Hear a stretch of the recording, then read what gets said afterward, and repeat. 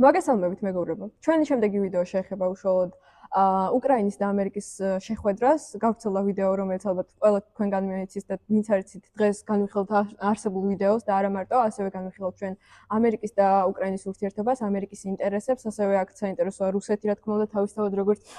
ომის დამწყები ამ ყველაფრის და ასევე შეიძლება შევეხოთ მის გარშემო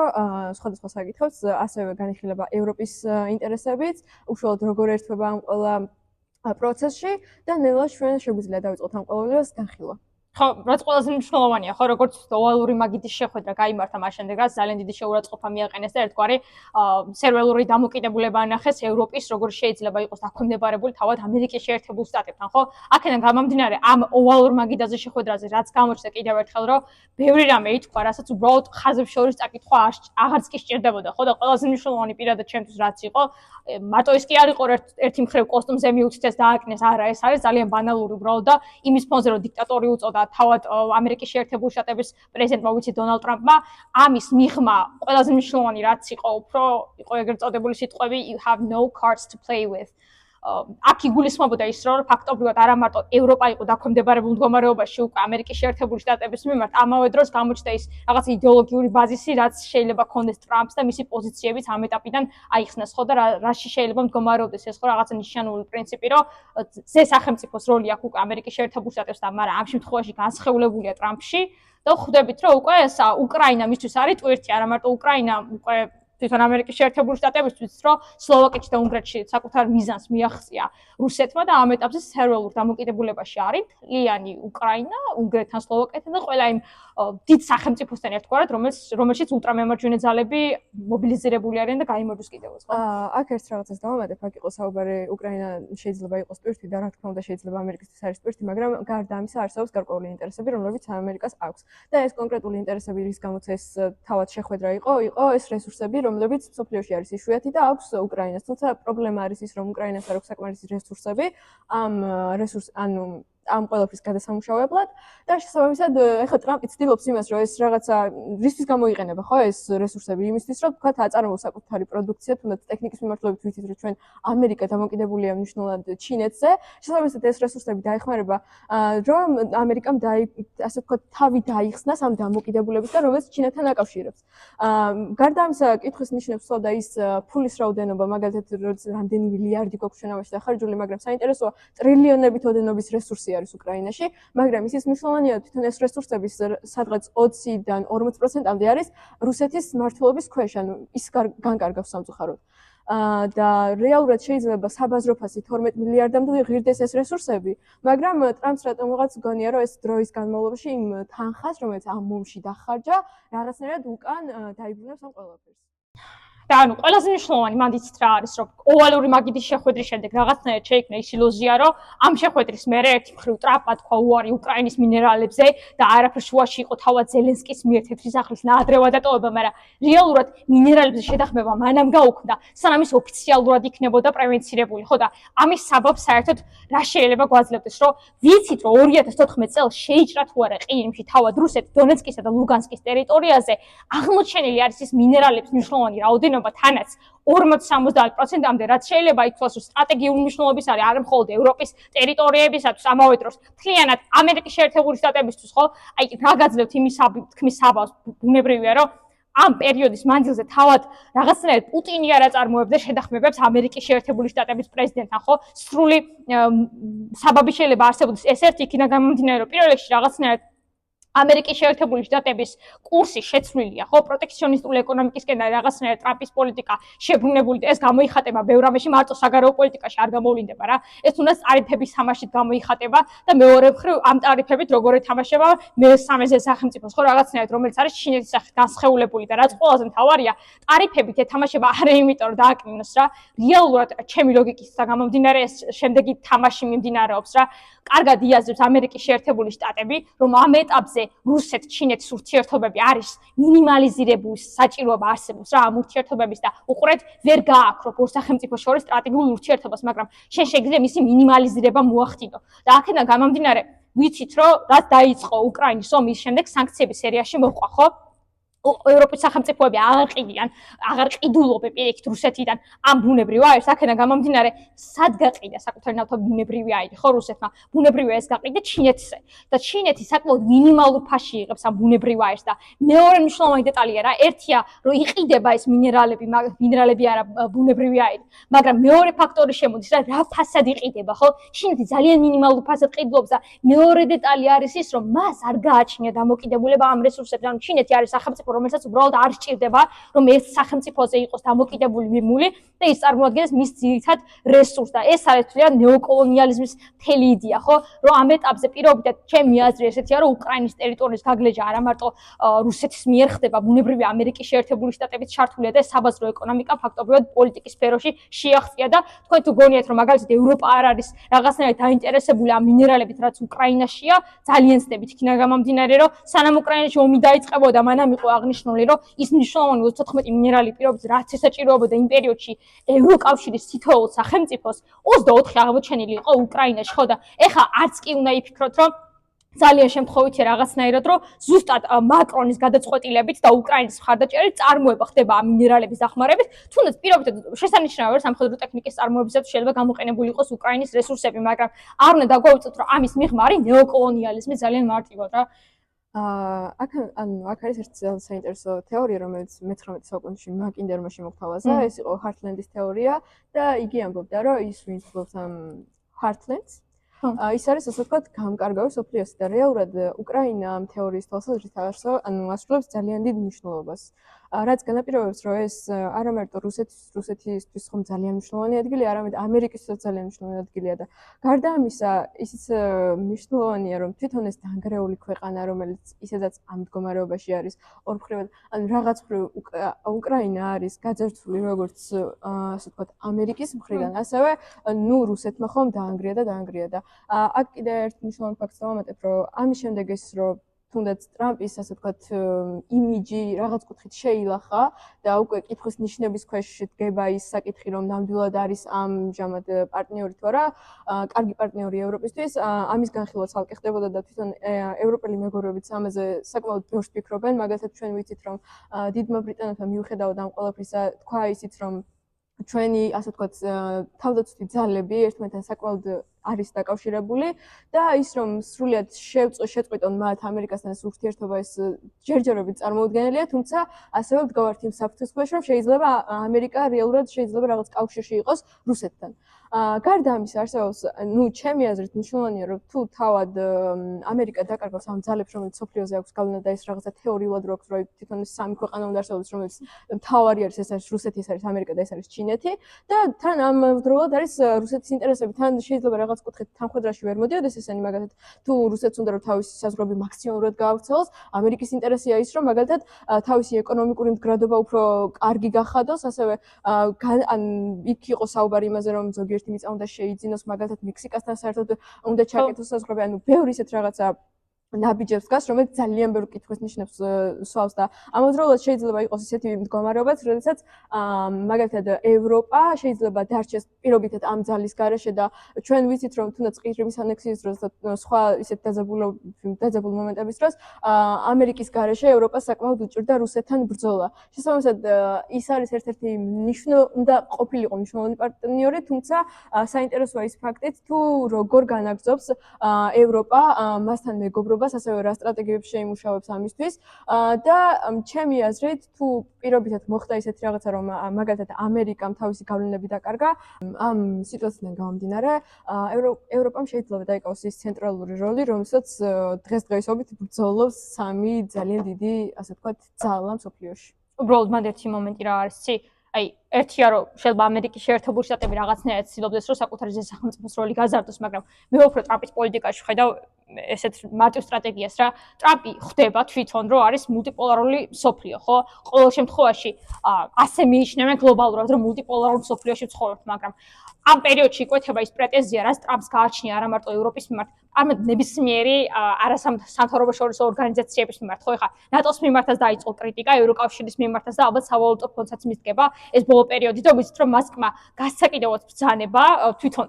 ბუნებრივია ამერიკის შეერთებული შტატების პრეზიდენტზე, რომ გაერო უკვე დაეტოვებინა და გაითვალისწინებინა ეს რჩევები, რაც მას აძლევდა და ეს თვალისწინებს ბუნებრივია, რომ ნატოს დატოვოს. ეს მნიშვნელოვანია, ხო?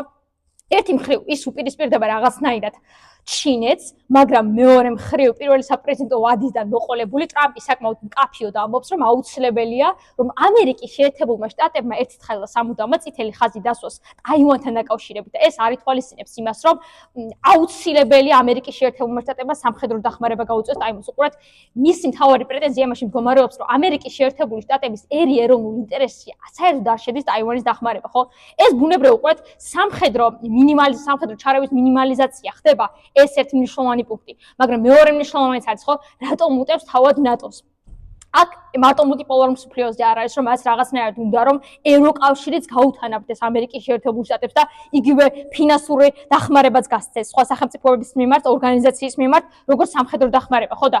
ერთ-ერთ ინტერვიუში თავად ტრამპსაც აქ ხაზი გასმული, რომ ის პოლონეთის მიმართ საკმაოდ ლოიალურ მხარდამჭერას გამოხატავდა და ამის მთავარი მიზეზი იმაში მდგომარეობდა, რომ პოლონეთი არის ერთადერთი სახელმწიფო მთელს ნატოში, რომელსაც ყველაზე მეტი შენატანი აქვს თავად ორგანიზაციაში, შესაბამისად, დიდი სამხედრო დახმარება შეაქვს. ეს ერთი დეტალი, მაგრამ მეორე დეტალი შემოდის, ხო? რატომ არის ტრამპი ის პრეზიდენტი, რომელიც ბაიდენისაგან განსხვავებით ახლა და ახლა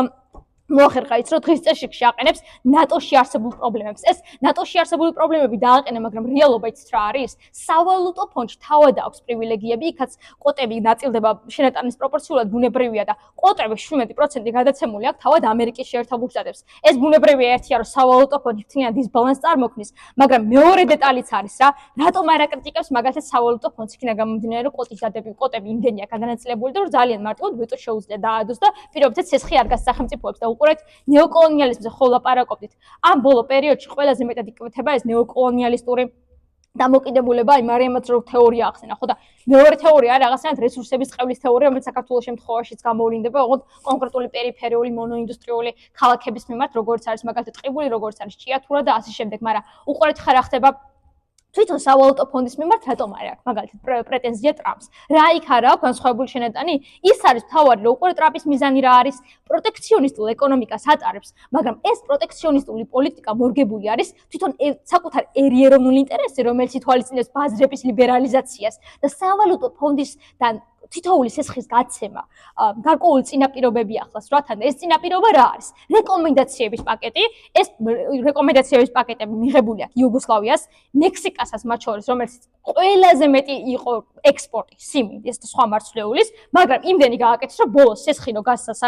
საერთაშორისო სავალუტო ფონდმა, ფაქტობრივად მექსიკა დამოკიდებული გახდა სიმინდის იმპორტზე. იქ სადაც ყველაზე მეტი ექსპორტი ქონდა, ხვდებით, ანუ ქვეყანა მდიდრდებოდა სიმინდის წარმოებით, მარცვლეულის მოყვანის და უცებ არსაიდან და ეკონომიკური დამოკიდებულება გამოჩნდა, ხო? აქედან გამომდინარე უყურეთ, ეს სავალუტო ფონდი სტრატეგიული მნიშვნელობის არის, პრეტენზია არ აქვს, მაგრამ ნატო რატომ არ არის მაგალითად სტრატეგიული მნიშვნელობის? სამხედრო ძალაუფლება უფრო მნიშვნელოვანი არ არის? აქ სხვა დეტალია რა, ერთია უსაფრთხოების საკითხები. უკანა პლანზე გადაინაცვლოს, მაგრამ ჩემი აზრით, აი, რის მიხედვით მოქმედებს თავად ტრამპი რა. ერთი მნიშვნელოვანი დეტალია რა, რაც რაღაცნაირად ისტორიულ კონტექსტში ნაკლებად განვიხილეთ ჩემი აზრით და ეს უკავშირდებოდა აი ომის წინაპირობა რა იყო და რაზე იყო რეალურად საუბარი, ხო? რატომ შეიჭრა მაგალითად 2022 წელს უკრაინაში რუსეთი? რამე მიზეზი ხო არ ქონდა 2014 წელს რატო შეიჭრა მაგალითად? რატომ მაინც და მაინც 2014 წელს? ვიცით რომ საქართველოში 2008 წელს სანამ შემოიჭრებოდა 2006-ში 2007-ში დაგეგმა ეს ყველაფერი, ხელი მოაწერეთ და თავად აქვს ნათქვამი ამ ყველაფერს. 2014 წელს შეტო შემოიჭრა, იმიტომ ხომ არა რომ ტესტავდა ნატოს ძალები რაღაცნაირ რეაგირება ექნებოდა თუ არა ყირიმის ანექსიაზე. რეალობა ის არის, რომ იმ პერიოდში ნატოს არც ერთი დახმარება არ გაუღია, სამხედრო დახმარების კუთხით არ ჩარეულა ევროპა, არ ჩარეულა ამერიკა და ბოლოს დიპლომატიის კუთხით შემოვიდნენ, რავი, მოარიგეს და რა გააკეთეს, ხო? დღეს დავა იმაზე, საერთოდ უკრაინის ტერიტორია საკუთარია თუ არა, ხო? ეხლა ბუნებრივია აღიარებენ ამას საერთაშორისო სამართლის მიხედვით, ბუნებრივია ეს იყო ანექსია, ხო? ბარბაროსული თავდასხმა იყო 2022 წელსაც, მაგრამ უყურეთ პუტინის თავარი მოტივი ის იყო ზუსტად, რომ ეხლა ევროპის ჩარევაზე ხო ლაპარაკობდით რაღაცნაირად და რეალობა ის არის, რომ 2021 წელს გაგზავნილი ქონდა ეს რაღაც დოკუმენტი და ამ დოკუმენტში ძალიან ნათლად მოითხოვდა თავად პუტინი, რომ აღმოსავლეთი ევროპიდან ნატოს საკუთარი ძალები უნდა მოიხსნა. და ეს დოკუმენტი გაეგზავნა მარტო ნატოს და მხოლოდ ამერიკის შეერთებულ შტატებს. როგორ მოხდა, რომ ამ ხელშეკრულების გაგზავნის შემდეგ, რომელზეც უარი თქვა ამერიკის შეერთებულმა შტატებმა, იმიტომ რომ ბუნებრივი მიზეზების გამო ნატომაც უარი თქვა ეხლა, მაგრამ კულუარულ პოლიტიკაში რა მოხდა, იმიტომ რომ უცებ მოვიდა არ საიდან ტრამპი, რომლის კგბ-სთან ურთიერთობის შესახებ უკვე არის გარკვეული ეჭვები ყოველ შემთხვევაში და ძალიან ისეთი ეჭვები ამას შევეხებით მომავალში, მაგრამ რაც ყველაზე მთავარია რა, ერთია რომ აღმოსავლეთ ევროპიდან რაღაცნაირად ჯარი უნდა გაეყვანათ, მაგრამ მეორე მნიშვნელოვანი დეტალი იყო რომ ყოფილ საბჭოთა კავშირის სახელმწიფოთა შორის ის სამხედრო დახმარება, რასაც ნატო იღებდა, უნდა შემცირებულიყო და ყველაზე მნიშვნელოვანი. ვიცით რომ ბუქარესტის სამიტის შემდეგ უკვე ლავროვი განცხადებები ჰქონდა, რომ უკრაინა და საქართველო არავითარ შემთხვევაში არ უნდა შესულიყვნენ ნატოში და ამ დოკუმენტში ოფიციალურად ისე წერა, რომ საქართველო და უკრაინა არ უნდა შესულიყვნენ, უნდა დაყოვნებულიყო მის შესვლა და სანამ ტრამპი მოვიდოდა, მანამ განცხადებული ჰქონდა და იმუქრებოდა კიდევაც, რომ 24 საათში კი მოვაგვარებ ამ კონფლიქტს, მაგრამ ყველაზე მნიშვნელოვანი რა არის? უკრაინის შესვლა დაბრკოლდებოდა. ანუ ჩვენ ხედავთ, რომ ტრამპი უცებ არ საიდან მოვიდა, უпростоრად 2016 წელს სანამ საპრეზიდენტო ვადა იქნებოდა ხო პირველი, მანამ შეინიშნებოდა, რომ რუსეთის ოფიციალური პირების ჩარევა შეინიშნებოდა არჩევნებში. ანუ ეს კაცი არის დასმული რა ძალიან მარტივად და ამ ხელშეკრულების მიხედვით ხდება თითოეულის რეაგირება რაც აქვს. მარტო აი გეოპოლიტიკაზე არ უნდა განაზოგადო, რა ფაფეთ არის მთლიანად რუსეთი. შემი ლოგიკა ესეთია და კიდე სხვა დეტალებს მე შევეხებით რა. ერთი საინტერესო ფაქტი ის იყო მაგალითად, რომ ერთ-ერთი სასამართლოს მიხედვით გამჟღავნდა, რომ ამერიკაში ერთ-ერთი მათ შორის ბლოგერებს, მედია საშუალებებს აფინანსებდა რუსეთი და ესეც საკმაოდ ცნობილი იყო და ბევრი კითხვის ნიშანს უსვამს, რატომ იქნებ, იმიტომ რომ რაღაცა პროპაგანდის გავრცელებისთვის რაღაცა წვლილი უნდა შეეტანა ამას. გარდა ამისა, შეხვედრაზე რატომღაც ბევრი უკმაყოფილება იყო ზელენსკის მიმართ გამოხატული და ერთ-ერთი მნიშვნელოვანი იყო მაგალითად ის რომ რატომ მადლობა არ გადაუხადა, მაგრამ ამერიკა ძალიან დიდ თანხას ხარჯავს საკუთარი თავდაცვის განვითარებაში, ხო? და ჩვენ გავიგეთ, რომ 2024 წელს შეიქმნა ნატო უკრაინის, ასე ვთქვათ, მინისტრების შედეგად ჩამოყალიბდა გარკვეული სასწავლო, ასე ვთქვათ, ცენტრი პოლონეთში კონკრეტულად, სადაც ისინი, ასე ვთქვათ, ამ სტრატეგიებს ერთად სახავენ და ამაზე მუშაობენ. და აქ ერთ-ერთი საინტერესო ის არის, რომ ეს უკრაინა ამ შემთხვევაში აზიარებს საკუთარ გამოცდილებას თუ როგორ ებრძვის ამ შემთხვევაში რუსეთს. ეს სტრატეგია ასევე საინტერესო არის თუნდაც ამერიკისთვის და იმ შემთხვევაში, როდესაც ამერიკა ნამდვილად ამდენ ფულს ხარჯავს, ჩემი აზრით ეს ძალიან ღირებულია, რომ ის სტრატეგიების ყველა გამოცდილება, რაც უკრაინას აქვს ამ ომში, სამწუხაროდ რაღაცა სარგებლოს ამ კუთხით, თეორიული კუთხით მაინც იღებს არა მარტო ამერიკა, ასევე ევროპა, იმიტომ რომ რეალურად რომელი საფრთხის წინაშე ვინ დადგება, არ ვიცით. განსაკუთრებით საინტერესოა ისიც, რომ პირობითად ჩვენ არ ვიცით ჯერ როგორ წარიმართება ყოველი ეს, ასე ვთქვათ,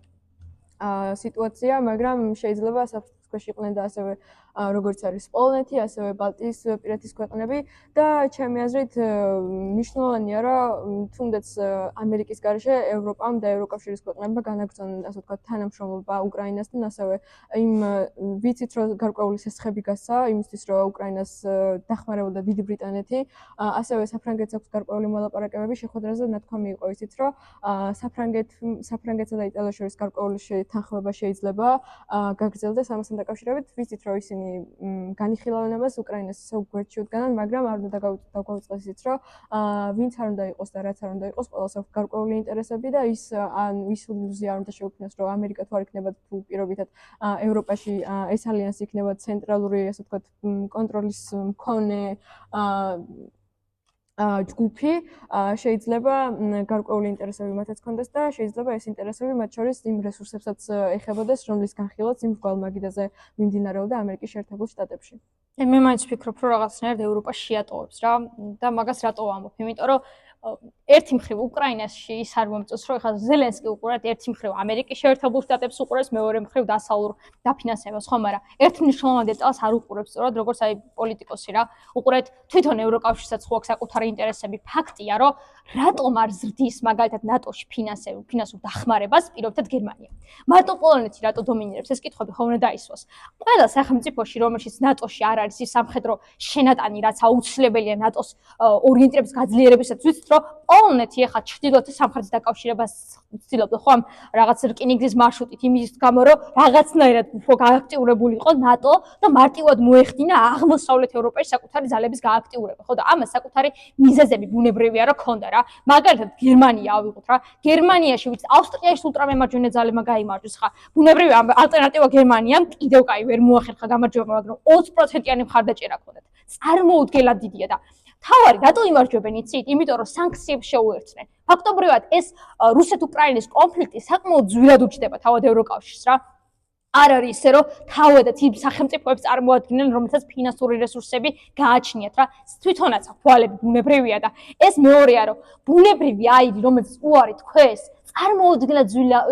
ძვირად უხდებათ რომ სხვა ალტერნატიული სახელმწიფოებიდან მოიძიონ ეს ერთი მნიშვნელოვანი ფაქტია და ფაქტობრივად გერმანია საკუთარი მთლიანი შიდა პროდუქციის 2%-ს ანაწილებს რა ამ სამხედრო შეიარაღებაზე და ნატოსთვის ხო ბუნებრივია ისი არის რომ ევროკავშირის სახელმწიფოები არ ცდილობდნენ მაგრამ საკუთარი ფარგლები ყოველს გააჩნია რის ფარგლებშიც მოქმედებენ ხო და ამერიკის შეერთებული შტატების დაფინანსების გარეშე რამდენად მოახერხებს გრძელვადებში რომ თვითონ უკრაინამ ამ ომში მოახერხოს და გაუძლოს ეს არის მეტად კითხვის ნიშნის ქვეშ იქნა გამომდინარე რომ უყურეთ ოღონდ ისეთ სურათს არ შეიქმნეს როგორცაც მაგალითად ტრამპი ხმის თითქოს ამ ეტაპზე უკრაინას სხვა ალტერნატივა აღარ აქვს გარდა იმისა რომ ცეცხლის შეწყვეტაზე დათანხმდეს როგორც ის მაგალითად უნგრეთის პრემიერ-მინისტრმა თქვა რომ დროა უკვე რომ შევჩერდეთ ეს ომი ვიცით რომ წინააღმდეგობა გაუწია ანუ ნახე ევროკავშირის შიგნითაც არ არის ერთიანობა მაგრამ უყურეთ ევროკავშირში ულტრამემარჯვენე ძალები გააქტიურდნენ და ეს ბოლო პერიოდი მარტო მიგრაციით არ არის რა რუსეთ-უკრაინის ომმა დიდად იმოქმედა იმაზე რომ ულტრამემარჯვენე ძალები გააქტიურებულნი არიან დღეს ევროპარლამენტში და ეთქმით ძალიან მეტი ეთქმით და რაც ყველაზე მთავარია ხა რა დავუშვათ აი ჰიპოთეტურად ტრამპის ნარატივი არის ის რომ რაღაცნაირად ამ ეტაპზე უკრაინა ვეღარ იმარჯვებს ხო ეს არის თხადად ტყუილი პირველ რიგში რამოდენიმე მიზეზის გამო რა ჯერ კიდევ ომი როდესაც დაიწყო წარმოიდგინეთ რომ ყარაბაღის კონფლიქტის დასრულებას ცდილობდა აზერბაიჯანი ხო აზერბაიჯანმა იმ პერიოდში თუ ეს გაბედა მხოლოდ ერთ რამეზე მიუთითებს უბრალოდ რუსეთი არის დასუსტებული არ გამოუვიდა მაგრამ იყო ხო ამის მცდელობა და მეორე მხრივ 2015 წლიდან არის აქტიურად ძალიან აქტიურად ჩართული სირიის კონფლიქტში და რატომ არის რომ ზუსტად ამ ეტაპზე სირიის კონფლიქტში ისე ვეღარ არის ჩართული საჰაერო თავდასხმებში ლიდერობდა ხო მაგრამ სამხრეთს ეს საჰაერო შეიარაღება რაც აუცილებელი იყო ხო მისათვის გადაყვანილი აქვს უკრაინაში თვითონაც უბრალოდ ნახეთ რატომ იმარჯვებს ამ ეტაპზე რუსეთი? ძალიან სტაბილური შეიარაღება, მობილიზირება ძალიან სტაბილური აქვს და იქ ყველა დიდად შაში დაამცირეს ხო და რატომ უთხრეს რომ you don't have cards to play with. ეგ იმიტომ უთხრეს რომ თვითონ უკრაინას მართალია ტრამპაც აღუნიშნა რომ რეკრუტირებასთან დაკავშირებით ძალიან დიდი პრობლემები აქვს და თვითონ ჯარშიც ახლა 40% მეთქი 40 წლის ასაკის მქონე ადამიანები არიან, ანუ ძალიან უყურეთ ახალგაზრდების გაწოვა ერთი მხრივ კი ვერ ხდება. უყურეთ პოპულაცია ხო უნდა გაიზარდოს დემოგრაფიული პრობლემა ხო არსებობს რა ნებისმიერ სახელმწიფოში და ვერ დაავლებენ ყველა უკრაინელ ბიჭს და ვერ გაიწვევენ ხო ეხა ჯარში ამის საჭიროება რეალური არსებობს და ტრამპი ამით იდეალურად манипуლირებს მე ყოველ შემთხვევაში ამას ხვდები ეს პროცესი რომელიც მიმდინარეობს და ამერიკის ეს ჩარევა ამერიკის ეს ნაბიჯები რომელიც მან გადადგა მისვავს მიჩენს კითხვის ნიშანს იმასთან დაკავშირებით რომ რაღაცნაირად ეს სხვა აძლევს საშუალებას რუსეთს რომ რაღაცა შეისვენოს ეს ძალები აღიდგინოს და მერე ისევ განაგრძოს ბრძოლა იმიტომ რომ ძალიან უცნაურია ძალიან ბევრ რაღაცას წყვეტს და თვითონ ომის მიმდინარეობის რაღაცა კალაპოტსაც სulis რაღაც კუთხით და შენ რას ფიქრობ მაგაზე? ანუ ეგ არის რაღაცნაირად ისეთ ფაქტი რა, საიდან შეგიძლია ილაპარაკო ხო? ეხლა უკრაინულ მედიაში სადღაც სანამ ოვალური მაგიდის შეხვედრა იქნებოდა, მანამ უკვე იყო ის ნარატივი, რომ კგბ-სთან როგორც ვახსენეთ, ამერიკის შეერთებული შტატების პრეზიდენტის ურთიერთობაზე ჯერ კიდევ 1978 წლიდან იყო საუბარი, იმიტომ რომ იმ პერიოდში დაფიქსირდა, რომ მართლა იყო რუსეთში ჩასული. ნუ თვითონ ახლა ამბობენ, რომ ეს ბიზნეს გარიგების კუთხით სასტუმროებს ათვალიერებდა და რაღაცის საბაბი მოიყვანა, მაგრამ მეორე მხრივ აქ როგორც ვახსენეთ რა 2016 წელს დაზვერვის მიერ აღმოჩენილი იყო და FBI მაშინდე იკვლევს რა გამოძიება მიმდინარეობდა რომ შესაძლო კავშირები ხო არა აქვს თავად ერთი მხრივ ტრამპს და მეორე მხრივ მის ადმინისტრაციას ამერიკის შეერთებული შტატების ადმინისტრაციას თვითონ რა რუსეთთან როგორც აღმოჩნდა თვითონ ვინც საარჩევნო კამპანიაში იყო ჩართული რაღაც 190 ურთიერთობა პოტენციური რა კავშირი რო ფიქსირდება ასეთი შემთხვევები არის აღმოჩენილი და ეხლა ლოგიკურია ვივარაუდოთ რომ რაღაცნაირად ეს ადამიანი ერთი მხრივ ხელშეწყობის მიზნით 2016 წელს მოდის და ვიცით რომ უყურეთ ვერ გაიმარჯვა ეს ერთი მერე რაღაც ბუნდი მოაწყო ხო ტრამპ ანუ ფაქტობრივად მხარდაჭერა ქონდა და პირველ შემთხვევაში არ არის არც უნდა გაგვიკვირდეს რომ რუსეთი რაღაცნაირად სხვა ქვეყნის არჩევნებში ერევა ხო ბევრ არჩევნებში ჩაეტია ხო და ასე შემდეგ მაგრამ რაც ყველაზე მთავარია რა თვითონ საარჩევნო კამპანიაში იყო ესეთი მნიშვნელოვანი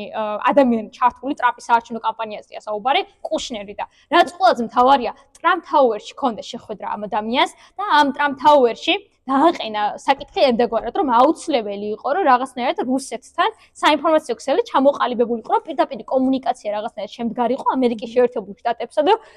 რუსეთს შორის ხო ერთი მხრივ ამას დაზვერვა ყურადღება როგორც თქვა არ მიაქცია ნუ არ ვიცი ეს საბაბი იყო უფრო ალბათ იმიტომ რომ როგორ კამპანიაში ჩართული პიროვნებას პირდაპირ კავშირი აქვს რუსეთთან, მოითხოვს ტრამპ ტაუერში, რომ რაღაცა ქსელი დააფუძნოს კომუნიკაციური და ეს შენ პრობლემას არ გიჩვენს. ალბათ არ ვიცი, თქვა რომ ეს რაღაც დიპლომატიური ურთიერთობა იყო და ხელა ყურადღება არ მიაქციეს იმ ეტაპზე, მაგრამ ამის ერთია რომ არ მჯერა და მეორე მხრივ კუშნერმა იმის შემდეგ ფაქტობრივად იმ ხელა დაფინანსებაც აიღო თვითონ ტრამპ მედია ვალებში იყო ამ პერიოდში გადავარდნილი და 8 მილიონი დოლარი აღებული ქონდა იმ კომპანიებისაგან, ორი ტრანზაქცია განხორციელდა და ორივე რუსეთიდან და მათ შორის იტალიაშიც მარი ლეპენს ცეცხლი აქ ქონდა აღებული. უყურეთ, ბევრ სახელმწიფოში ფიქსირდება ის, რომ რუსეთის მხრიდან სამხედრო დახმარება, ფინანსური დახმარება, დონაციის სახით ასეთ ულტრამემარჯვენე ძალებს აქვთ, ეს ერთი, მაგრამ ახლა უკვე ამერიკის შეერთებული შტატებით შემოდის დღის წესრიგში რაღაცნაირად და სრულიად ვალიდურია ის, რომ არ არის შემთხვევით ერთი, რომ ტრამპმა ეხლა გაიმარჯვა, მეორე მხრივ ნარატივს როსვლის 2021 წლის ხელშეკრულების და მიხედვით და მეორე მხრივ რუსეთი თვითონაც არ აწყობს რომ ჩინეთი დომინაციას მოიპოვებს რა. ერთია რომ უყურეთ ნატოს უნდა გაძლიერებულიყო შავ ზღვაზე, ხო? ვერ მოახერხა. ანაკლიის პროცესს აშენებს. პოზიციები ფაქტობრივად შავ ზღვაში ვისაა გაძლიერებული, ხო? ჩინეთს ამ ეტაპზე, მაგრამ რაც ყველაზე მთავარია, თვითონ ბრიქსის ქვეყნები ახლა ვინც არის ჩართული თქვენ გონეთ ევროკავშირზე ნაკლებები არიან, ძალიან დიდ ეკონომიკურ შემოსავალი აქვს და მოგება აქვთ ამ სახელმწიფოებს. ხვდებით, არ არის ეს სახელმწიფო, რომელიც უკვე რაღაც ბალანსის პოლიტიკას არიცავს ევროკავშირთან რა და აქედან გამომდინარე ერთია მიზეზი რომ რუსეთსაც კი არ აწყობს, იმიტომ რომ უყურეთ შანხაის თანამშრომლობის ორგანიზაციაში არის თავად ჩინეთიც და რუსეთიც. და უყურეთ ამ შანხაის ორგანიზაცია ერთი პერიოდი იმიტომ შეიქმნა, რომ აუცილებელი იყო ტერიტორიები სწორად გადანაწილებულიყო და რაღაცა მშვიდობა დაცული ყოფილიყო ტერიტორიაზე, მაგრამ მეორე მხრივ ფინანსური საკითხი ჩამოდის, იმიტომ რომ რუსეთი ყველანაირად რაღაცნაირად ხელს უშლის ჩინეთს ამ ეტაპზე, რომ ევროპასთან რაღაცა ეკონომიკური ურთიერთობები ქონდეს და ფაქტია, რომ თვითონ რუსეთის ინტერესით შედის ამერიკის შეერთებული შტატების მიერ მასთან ერთად რაღაცა კომპრომისული ურთიერთობა და თვითონ ეს 2021 წლის ხელშეკრულებაც რაღაცნაირად ულტიმატუმს წამოაყენებდა, ხო? ჩვენ ვარ იცოდა პუტინმა იმ ეტაპზე, რომ არც დასავლეთი დათანხმდებოდა და არც ამერიკა მათ შორის, რომ რაღაცნაირად უკრაინისა და საქართველოს ნატოში ინტეგრირებაზე უარი ეთქვათ. მეორე აღმოსავლეთიდან ძალები გაიყვანათ, ამერიკის შეერთებულ შტატებს რაღაცა ბირთვული იარაღები გაეტანა და არ შეემცირებინა მისი რაოდენობა. ანუ ფაქტობრივად პოზიციების დათმობებას თხოვა და ბუნებრივი და ლოგიკური იყო, რომ მტერს არ დაუთმობ, ხო? ანუ ფაქტობრივად ის მოსალოდნელი იყო, რომ მე შევიჭრები ახლა უკრაინაში, იმიტომ რომ თქვენ 2014 წელს მას არ დაეხმართ, იმიტომ რომ მეხუთე მუხლით არის ფაქტობრივად ნატოში გარანტირებული, რომ რომელიმე წევრზე თავდასხმა გულისხმობს იმას, რომ სხვა წევრებიც ერთვებიან ამ კონფლიქტში, ხო, ბუნებრივად და სამხედრო დახმარებას უწევენ, მაგრამ უყურეთ ის მუხლი მეხუთე კითხვის ნიშნის ქვეშ დადგა იმ პერიოდში, იმიტომ რომ სამეზობლო ტერიტორიას თუ ექნება საფრთხე, უკრაინა არ არის წევრი, მაგრამ მნიშვნელოვანი პუნქტი იყო გეოპოლიტიკურად. რა, ეხლა საქართველოს შემოიჭრას, უნდა დავეხმაროთ თუ არ უნდა დავეხმაროთ, ეს დაისვა საკითხი და იმ პერიოდში ფაქტობრივად პუტინმა მიიღო პასუხი, რომ სადაც გინდა შეიჭერი, თუ არ არის წევრი სახელმწიფო, მაშინ არც დავეხმარებ და პუტინი ტრამპი ეხლა ის ესვავს საკითხს, რომ საერთოდ ნატოს ფინანსურ დახმარებას ერთია რომ უწყვეტავს, ეხლა გამოსვლაზეა ლაპარაკი, მაგრამ მეორე საკითხი არის ის, რომ ნატოს უფუნქციობაში ადანაშაულებს, ხო? და ჩემი აზრით უწყობს ყველა ვარიანტში. და რაღაცა გარდა ამისა საკმაოდ საინტერესო იყო ჩინეთის ინტერესი რომ გაწევრიანებულიყო ევროკავშირში, მან გამოთქვა სურვილი რომ შეიძლება ის ამერიკა არ ყოფილიყო საკმაოდ კარგი პარტნიორი და შეიძლება და არ იყოს ის ასე ვთქვათ სანდო და და გამოხატა სურვილი იმისა, რომ იყოს ევროპის ნაწილი. ეს სასახად სვავს კითხვის ნიშნებს და ეს ყოველივე რატომღაც დაემთხვა ერთმანეთს ის, რომ გაჩნდა აქეთ სასახა კითხვის ნიშნები რუსეთისა და ამერიკის რაღაცა საერთო ენის გამონახვის და ამავდროულად ჩინეთის ინტერესების, რაც ჩემი აზრით საინტერესოა. ანუ იდეაში ესე დაზუსტებით ვერაფერს ვერ ვიტყვით მომავალში რა იქნება, მაგრამ ეს ჩინეთის შემოსვლაც ამ ყველაფერსთან ერთად ძალიან საინტერესოა. და ის რომ თუნდაც ჩინეთს უნდა ეს ყველა ქვეყანაში შესული იყოს და ეს ჰეგემონური ინტერესები რომელიც ამერიკასაც და ჩინეთს აქვს ერთმანეთთან წინააღმდეგობაში მოდის, რის გამოც ხდება ის რაც ხდება და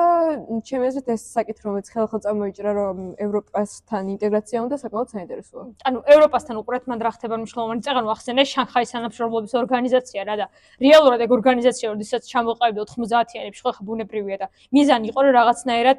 თავარი აპრიორი მიზანი ის იყო რომ რაღაცა ტერორისტულ დაჯგუფებების წინააღმდეგ ებრძოლოთ ამდენ გასაკვირიც არ უნდა იყოს ეს იყო თავარი მიზანი და ეხლა ფაქტობრივად ვინ გაწევრიანდება ამ ორგანიზაციაში გამოწვევა ხოლმე ამ ორი დომინანტი სახელმწიფო სახელმწიფოსათვის, ჩინეთი, რუსეთისათვის. ანუ დიდი გეოპოლიტიკურ თამაში მიდის და მაგალითად ვიცით, რომ ზოგადად ინდოეთთან კონკურენციაში ხო ჩინეთი ამ ეტაპზე და მიუხედავად იმისა, რომ ინდოეთთან კონკურენციაში იყო და პაკისტანთანაც მათ შორის, ანუ პაკისტანი, ინდოეთი გააწევრიანა რუსეთის დახმარებით ამ შანხაის თანამშრომლობის ორგანიზაციაში 2017 წლის პერიოდისათვის და მერე ირანის გახდა ამ ორგანიზაციის წევრი, თუ არ ვცდები 21 წელი უნდა ყოფილიყო ამ პერიოდისათვის და რა არის ხო აქ მნიშვნელოვანი, რომ ყოველივე ეს სახელმწიფო იყო კონკურენტი ჩინეთთან და სტრატეგიული მნიშვნელობა საერთოდ არ ქონდა რა და ეხლა ევროპით რო დაინტერესეს ზოგადად თვითონ იაზრებს რომ რუსეთის გავლენები მით უმეტეს იმ პირობებში, როდესაც უკვე ტრამპთან უშუალო კავშირი შეიმჩნევა, თუნდაც კგბ-სთან კი ბატონო, შეიძლება ეს არ იყოს ვალიდური ინფორმაცია, მიუხედავად იმისა, რომ წიგნი დაწერილია ამაზე, $32 ამაზონზე შეგიძლიათ ნახოთ და მოკლედ არის ეს კომპრომატები და მხილება, ხო, ამერიკელები ზოგადად, მაგრამ რაც ყველაზე მნიშვნელოვანია რა, ეხლა თვითონ ჩინეთი ამ ეტაპზე რო შეადაროთ ის გლობალური ქსელი ვაჭრობის, რაც აქვს განსხვავებით ამერიკის შეერთებული შტატებისგან რა, ძირითადად სადღაც აი ერთი კვირის წინ ვნახე ეს სავაჭრო ქსელები, თვითონ ჩინეთს ყველა კონტინენტზე ქონდა ეს სავაჭრო ქსელები, მაგრამ რო შეადარო ამერიკის სავაჭრო ქსელები მოიცავს მარტო ჩრდილოეთ ამერიკას და სამხრეთ ამერიკას და იქ ინტერვიუში ზელენსკი უსვამს რა ესეთ რა კითხვას, რომ შენ შეიძლება ეხლა არ გაწუხებდეს ეს პრობლემა, რომ რუსეთი ძლიერდება, რომ კონფლიქტებია და ასე ბარბაროსულად იჭრება, ხო, ამ ჩემს სახელმწიფოში, მაგრამ იმიტომ რომ ოკეანე გყოფს, მაგრამ ეს ოკეანე, როდესაც ვეღარ დაგიცავს და იქ გააწყვეტინდა, ხო, როგორც ვახსოვთ ტრამპმა, რომ you don't know და იქ მე შეიძლება ბომბი დაგვეცესო ვიცით რომ რაღაც აბსურდული მსჯელობა დაიწყო ხო და რეალობა იცით რა არის აი თვითონ საქართველოსაც ხო უნდა გადავიტაროთ რაღაცნაირად რაკურსი და ერთ-ერთი კომენტარის ავტორი ამბობდა რომ აი საქართველოს რა კურსი უნდა გქონდეს ამასთან დაკავშირებით წინა ვიდეოდან გამომდინარე და უყურეთ თვითონ ცივი ომის პერიოდში ამერიკის შეერთებულ შტატებს ჰქონდა ხოლმე ძალიან ესეთი მნიშვნელოვანი სტრატეგიული მექანიზმი და ნებისმიერ სახელმწიფოს რა აუცილებელი იყო რომ ავტორიტარული რეჟიმები შენარჩუნებულიყვნენ ევროპის მასშტაბით და რატო ავტორიტარულ რეჟიმში ის ლიდერი რომელიც წარმოდგენილია სახელმწიფოში გემორჩილება შენზეა დამოკიდებული იმიტომ რომ ბუნტი ქვემოდან ზემოთ მართავს ხო ანუ ხალხი მართავს გინდა ავტორიტარული რეჟიმი იყოს და გინდა დემოკრატიული ხო ხალხის ბუნტი და პირობითად გაფიცვა არის მნიშვნელოვანი ბერკეტი რომელიც შეიძლება გამოიყენო ხო და იმ ეტაპისაც ავტორიტარული რეჟიმების შენარჩუნება ხდებოდა ეს ერთი და ამ პირობებში ფაქტობრივად ამერიკის შეერთებული შტატები საკუთარ პოზიციებს ინარჩუნებდა და მეორე მხრივ აი ჩვენ მიცით რომ სავალუტო ფონდის ვახსენებთ და თვითონ ამ სავალუტო ფონდს ვთქვით კიდევაც რომ ამერიკის შეერთებული შტატების ბერკეტია რაღაცნაირად. ესეთი ბერკეტი მაგალითად ჩინეთს არ აქვს, იმიტომ რომ უყურეთ საქართველოსაც როდესაც გასცეს სესხი, მაგალითად იუგოსლავიაზეც გასცეს ხო სესხი და იუგოსლავიის სამოქალაქო ომი დაიწყო ასე შემდეგ და იქ რა ხოცვაში ლეტაც ატყდა პირდაპირი კავშირი იყო თვითონ ამ სესხთან და ეს მხილებული არის ერთ-ერთ წიგნში გლობალიზაციასთან დაკავშირებული უკმაყოფილებანი და ეს ავტორი ზოგადად რას აღწერს რა არის მნიშვნელოვანი რომ სესხი როდესაც გაიცა ფაქტობრივად იუგოსლავიის მასშტაბით წარმოიქმნა ის ტერიტორია რომელიც ინდუსტრიულად განვითარებული იყო და მეორეს ფაქტობრივად განვითარებული ოდნავადაც არ იყო რა და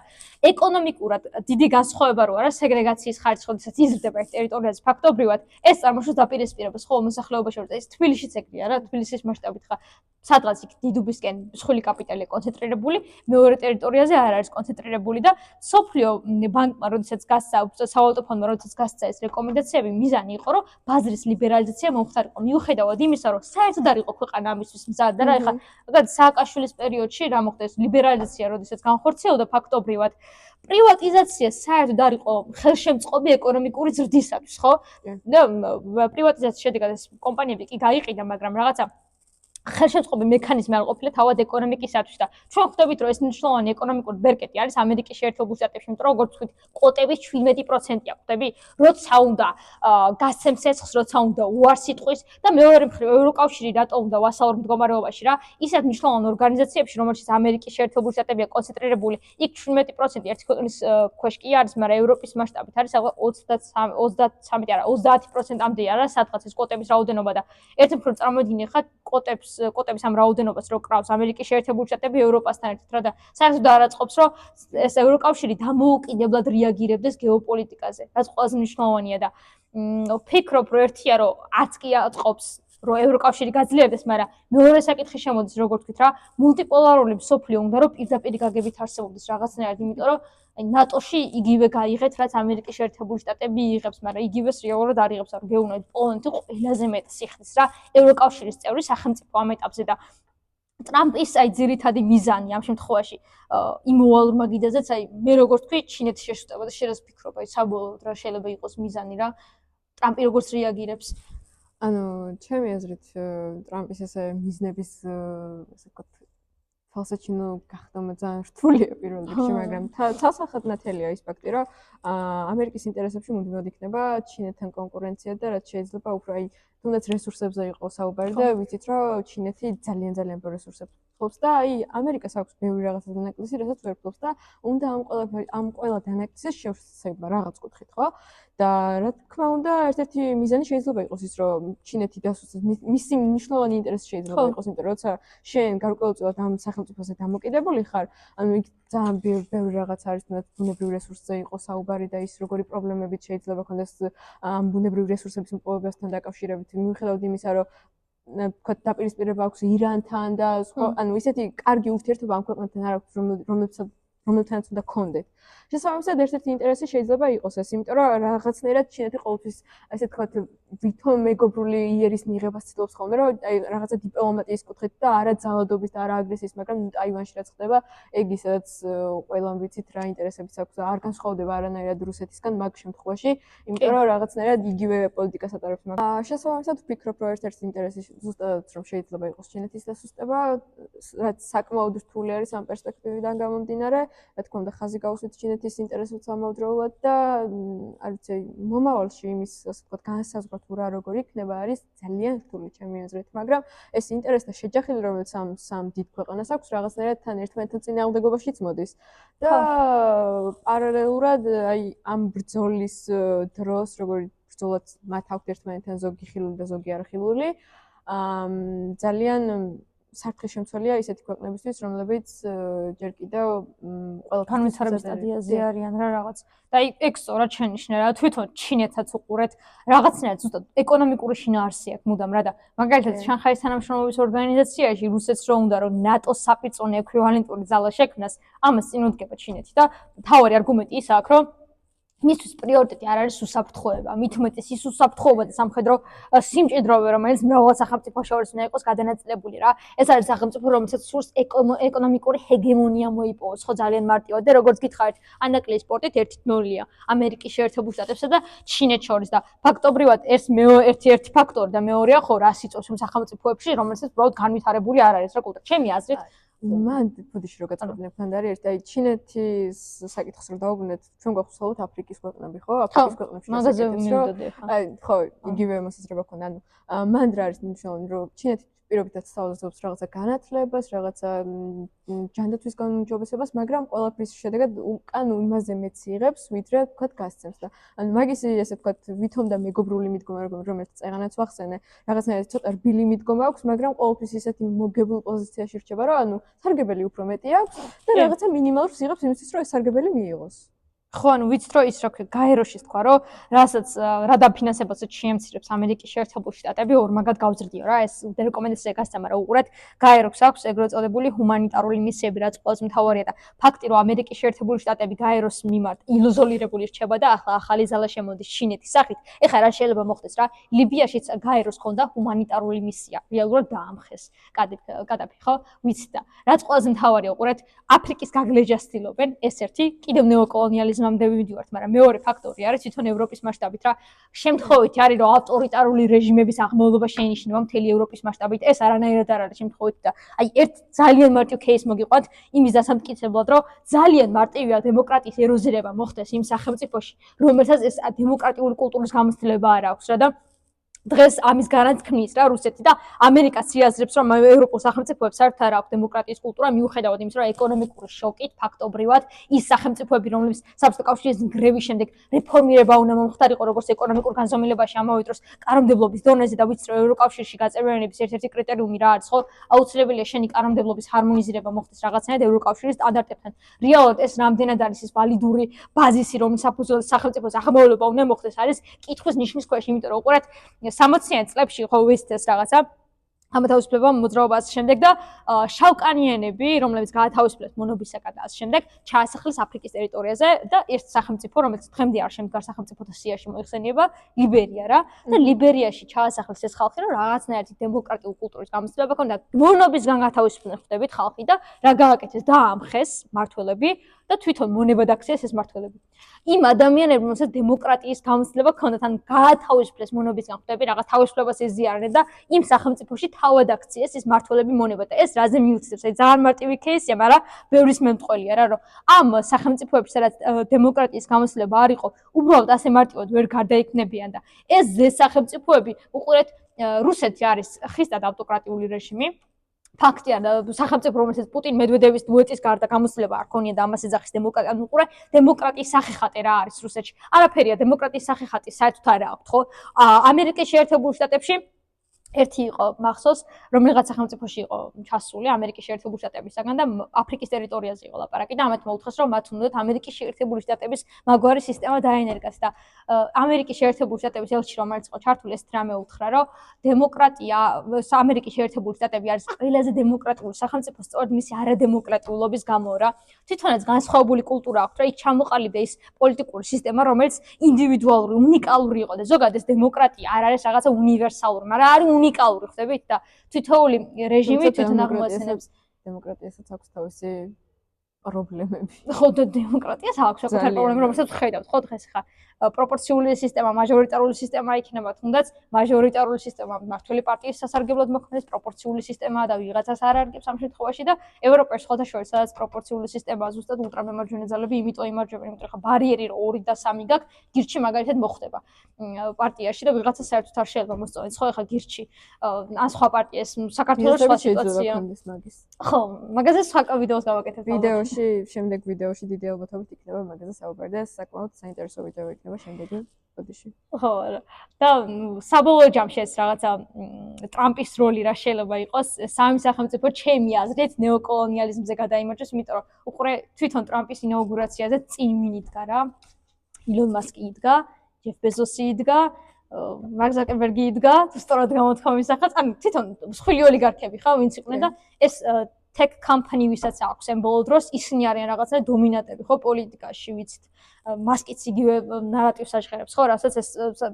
მსხვილი ოლიგარქები და ფაქტობრივად მივედით იმ მომენტამდე როდესაც ეს პროლეტარული ინტერესები რის ფარგლებში დემოკრატია შეიქმნა უკანა პლანზე გადაინაცვლეს იმიტომ რომ დემოკრატია გარგებს მარტო პროლეტარიატს მაგრამ რაც უფრო მსხვილ კაპიტალთან აქვს შენ შეხება ფიზიკურად აღარ გადარდებს რა ეს მსხვილი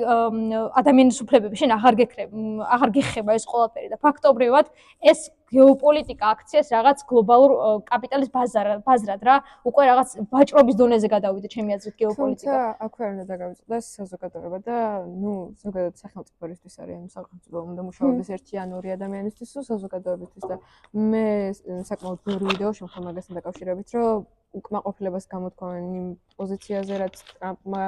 ასე ვთქვათ გააჟღერა ასევე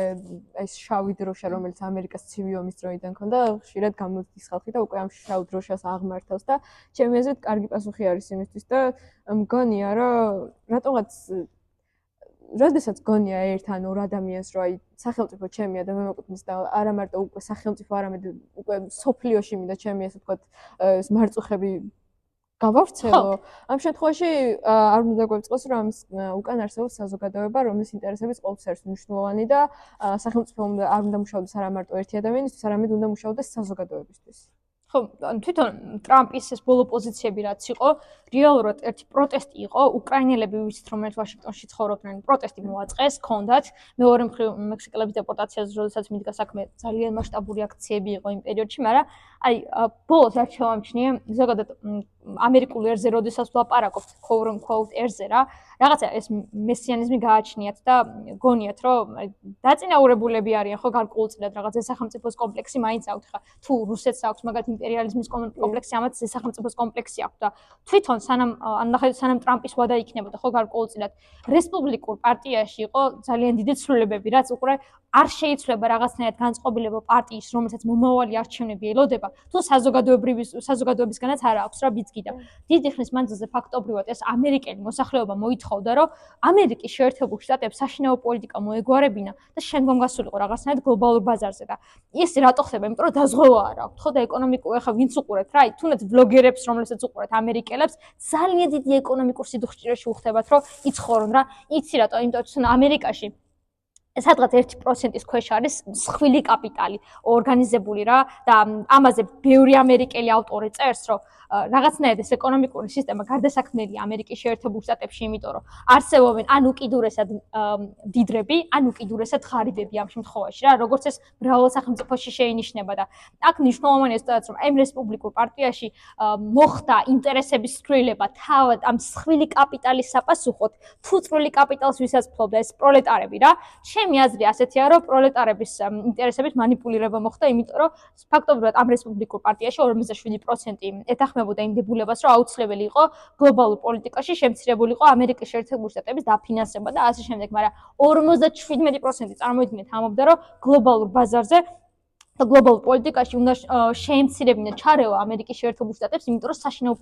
პოლიტიკა იყო მოსაგვარებელი და ფაქტობრივად ეს იყო თითქოს მოსახლეობის გამოძახილი, ამიტომ თვითონ ამერიკის შეერთებულ შტატებშიც ვფიქრობ, რომ ხარდაჭერა არის მოსახლეობის თვითონ ტრამპის პოლიტიკის მიმართ, უფრო ილონ მასკის პოლიტიკის მიმართ ხა წინააღმდეგობა აქვს, იმიტომ რომ ვერ გაიგო ხალხმა რომელი აერჩია, ანუ ილონ მასკი აერჩია თუ ტრამპი აერჩია და აქ პოზიციების შეჯახება არის, მაგრამ საბოლოო ჯამში იმპიჩმენტზე კი იყო ლაპარაკი, მაგრამ ეხლა კამილა ჰარისი ჩაანაცვლებს თუ არა ნაკლებად მოსალოდნელია, რომ კამილა ჰარისი ჩაანაცვლოს მიუხედავად იმისა, რომ სიმფსონების პროგნოზი ამას ამბობს. დოქნაყურები, ანუ ჰარისის წინასწარმეტყველება არის, რომ სიმფსონებს თუ დაუჯერებთ რა, მაგრამ რამდენად არის ეგ რეალური არ ვიცი ხა. დამისა მე მნიშვნელოვანი მგონია ის პოლიტიკა, რომელიც თვითონ ტრამპმა გაატარა და მათ შორის ერთ-ერთი საინტერესო იყო ეს ორსქესად დაყოფა სოციუმის, რომ არსებობს მხოლოდ კაცი და ქალი და ჩვენ ვიცით, რომ ჯერ თუ არ დაწყებულა, ალბათ დაიწყება დევნა განსხვავებული ორიენტაციის მქონე ადამიანების და რაღაცნაირად ეს ამერიკაში მიღებული გადაწყვეტილება ეს რეფორმებიც მიმდინარეობს, ახდენს გავლენას მსოფლიოს სხვა ქვეყნებზე და მე მსმენია საქართველოში თუნდაც რაღაცა ასაკობრივი ზღვარიდან გამომდინარე, რომ აი რა კარგი რაღაც გააკეთა ამერიკამ, რომ აი კაია და ჩვენც გავაკეთოთ მსგავსი რაღაცა და აი გვინდა თუ არ გვინდა, როდესაც ესეთი სახელმწიფოები მსგავს გადაწყვეტილებებს იღებენ, გარკვეულწილად გავლენას ახდენს სხვა მცირე სახელმწიფოებზეც. და ძალიან მნიშვნელოვანია ჩემი აზრით. რეალურად ეგ პოლიტიკა რით იყო ხო რაკანახევით, რომ თვითონ ილონ მასკს ყავს ტრანსგენდერი შვილი, რომელიც დევნაც დაწყებულია ფაქტობრივად და ფაქტობრივად თითქოს ამ პოლიტიკის გამოძახილი იყო, იმიტომ რომ ტრამპის ძველ კადრებს რო გადავალოთ რა თვალი, ადამიანი იყო ძალიან ტოლერანტი და მათ შორის ერთ-ერთ ინტერვიუში კითხვას უსვამენ, ანუ საპირფარეშოებზე იყო შეკითხვა, ტრანსგენდერი ქალი, რომელიც საპირფარეშოში უნდა შესულიყო და ესეთი პასუხი გასცა, რომ რომელი სქესის მიმართაც კუთვნილებას განიცდის, ანუ მგონი სქესიც არ გამოიყენა ტერმინი, გენდერი გამოიყენა, ანუ ადამიანი რომელიც არის ბიზნესმენი, რომელსაც უკვე საუდის არაბეთში ურთიერთობები აქვს და უყურეთ, რაც უფრო დიდი კაპიტალი გაქვს, ზოგადად ეს დამოწმებულია, რაც უფრო იზრდება ეკონომიკური შემოსავალი ადამიანის, მით უფრო ლიბერალი ხდება, ხო? ეს ადამიანი შეგიძლიათ ნახოთ ეს კვლევები და ტრამპმა უბრალოდ რაღაც რადიკალური ნახტომი განიცადა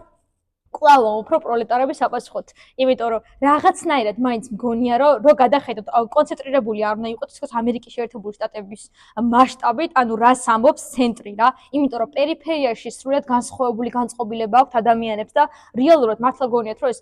გენდერული დაყოფა რაც არის და თანხმდებით იმას, რომ მაგათ ამერიკის შეერთებულ შტატებში ვიცით, რომ უკვე გენდერი შეიძლება იყოს კონკრეტულ ცხოველთან მიკუთვნებულება, ხო? ანუ ესეთი რაღაცა არსებობს და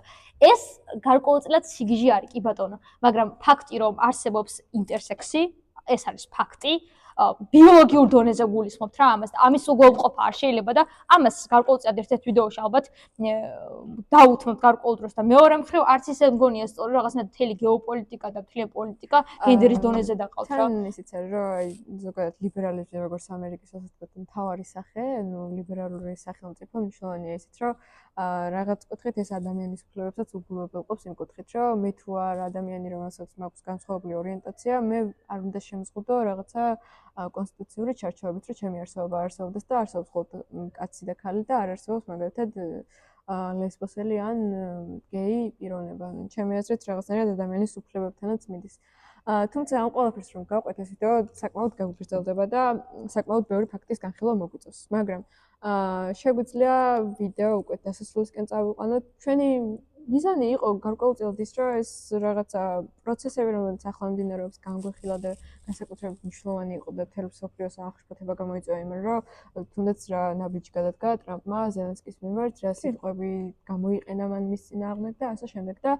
გარკვეულწილად ეს არ იყო ფოკუსირებული მხოლოდ ამერიკაზე და უკრაინაზე, ამის უკან დგას რუსეთი, ასევე დგას აქეთ მხარეს ევროპა და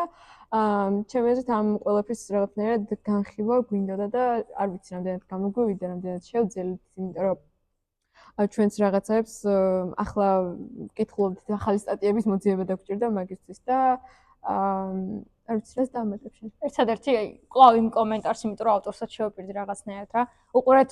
საქართველოს რო გადმოვიტანოთ და საბოლოოდ რაღაცნაირად ამით დავასრულოთ რა. მნიშვნელოვანი არის, რომ ტრამპის პოლიტიკა პირდაპირ გავლენას მოახდენს ბუნებრივი აღმოსავლეთ ევროპაზე. რა ეს ყველაზე მნიშვნელოვანი, იმიტომ რომ როგორც გითხარით 2021 წლის ხელშეკრულებაში ხაზგასმით მოითხოვდა თავად პუტინი, რომ აღმოსავლეთ ევროპისაგან რაღაცა ძალა დაეცალა ხო თავად ნატოს და უყურეთ ძალიან მარტივია, რომ ისეთ სახელმწიფოებში, მაგალითად ევროკავშირსაც აქვს პოლიტიკა შესაძლებელი, სხვა შემთხვევაში საქართველო უყურეთ ჯერ იქნება პირობთ უკრაინის მერე პოლონეთი რაღაცნაირად, მერე იქნება რუმინეთი და ასე მიყვება ხო და კი და მაგალითად ესტონეთში და